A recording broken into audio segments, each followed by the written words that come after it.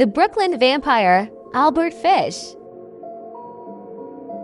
Born May 19, 1870, died January 16, 1936. Fish was a suspect in at least 10 murders during his lifetime, although he only confessed to 3 murders that police were able to trace to a known homicide. He also confessed to stabbing at least 2 other people. As a child, Fish was plagued by mental illness, as were a number of his family members. Not only was his brother in an asylum, but his uncle had been diagnosed with mania, while his mother routinely experienced visual hallucinations. His father was 75 years old at the time of Fish's birth and died when Albert was just 5 years old. His widowed mother didn't have the resources to care for Albert and his 3 siblings alone and left them with a state orphanage. In 1898, Fish married a woman his mother had introduced him to and fathered 6 children with her. While he never violently abused his own, Fish continued raping and torturing other children throughout their childhood. In 1910, while working as a house painter in Delaware, Fish met Thomas Kedden, his first victim. Fish and Kedden began a sadomasochistic relationship, though it is unknown how much of it Kedden actually consented to. Only 10 days after their initial meeting, Fish lured Kedden to an abandoned farmhouse under the pretense of an assignation. When Kedden arrived, however, he found himself locked inside. For 2 weeks, Fish tortured Kedden. The budding killer mutilated the other man's body and cut off half his penis. Then, as suddenly as he had arrived, Fish disappeared, leaving Kedden with a $10 bill for his trouble. By 1919, his obsession with torture and cannibalism had brought him to contemplate murder. He began to look for vulnerable children, such as intellectually disabled orphans or homeless black children, youths that he assumed wouldn't be missed. He would claim at his trial and in later writings that God was speaking to him, commanding him to torture and consume young children. He scoured advertisements in local papers put out by families looking for someone to perform housework or by young men looking for work themselves.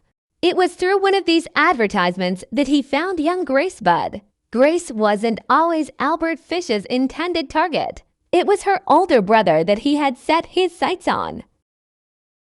What happened to Grace? What did Albert Fish do to Grace Budd? According to the letter that Albert Fish sent to Delia Budd, along with his confession, he hid in an upstairs bedroom, naked, so as not to get blood on his clothing, while Grace picked wildflowers in the yard. Then he called her inside.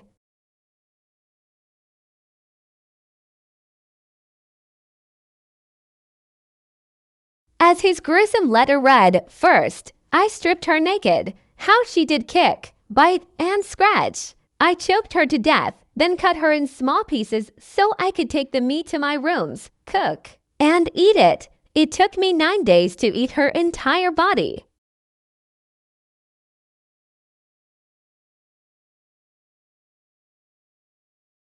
The letter, which had clearly been intended to cause panic within the Budd home, hastened Albert Fish's downfall.